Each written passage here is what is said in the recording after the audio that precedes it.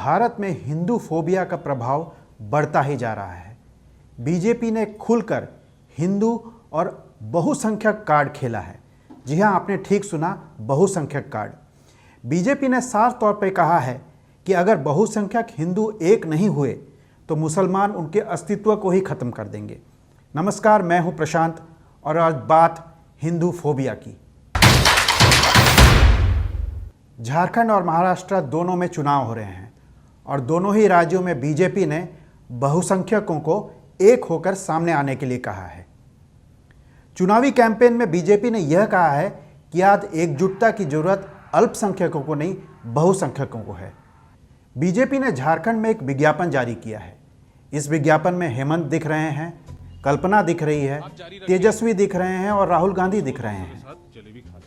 इसमें हेमंत ये कहते हुए नजर आ रहे हैं कि शायद से यह चुनाव उनके लिए अच्छा नहीं जाए, लेकिन किसी को चिंता करने की जरूरत नहीं है। वो यह भी कहते हुए नजर आ रहे हैं कि अल्पसंख्यक और मुसलमान और घुसपैठिए उन्हें यह चुनाव जिता रहे हैं। ये है राजनीति। अब हम पाखंडी झारखंडी बन के वोट मांगेंगे और हमारा साथ देंगे ये लोग।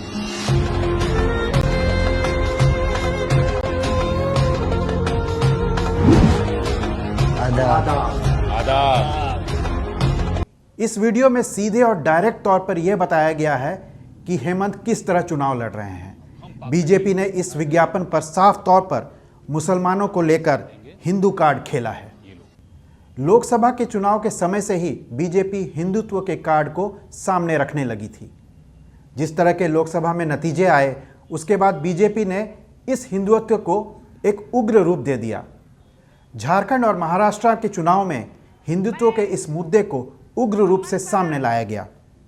हिंदुत्व के इस एजेंडे को बीजेपी अब डायरेक्ट हिट करने लगी है। चुनाव ऐसे मुद्दों पर नहीं लड़ी जानी चाहिए। चुनाव विकास की तस्वीर या फिर चरित्र के ऊपर ही सामने आनी चाहिए। आप समझ सकते हैं कि हमारी राजनीति किस विभाजन के मोड़ पे चली गई है। सत्ता और पावर पाने के लिए हर तरह के शब्द और हथकंडे इस्तेमाल किए जा रहे हैं। कांग्रेस और एनडीए गठबंधन एक ही मोड पे काम कर रही है। कांग्रेस रेवड़ी बांट रही है और अल्पसंख्यकों को टारगेट कर रही है। वहीं एनडीए गठबंधन भी रेवड़ी बांट रही है, लेकिन बहुसंख्यकों को टारगेट कर रही है। ये पहली बार देखा जा रहा है कि भारत में इस तरह का कार्ड खेला जा रहा है। बीजेपी को क्यों ऐसा लगने लगा है कि 80% हिंदुओं का अस्तित्व खतरे में है? क्यों दशकों बाद बीजेपी को हिंदुओं के अस्तित्व की याद आ गई? क्या आज 80% हिंदुओं को 15% मुसलमानों से खतरा हो गया है? आज ये क्यों कहा जा रहा है कि बटेंगे तो कटेंगे, नहीं तो सेफ रहेंगे? एक रहेंगे तो सेफ रहेंगे, एक रहेंगे तो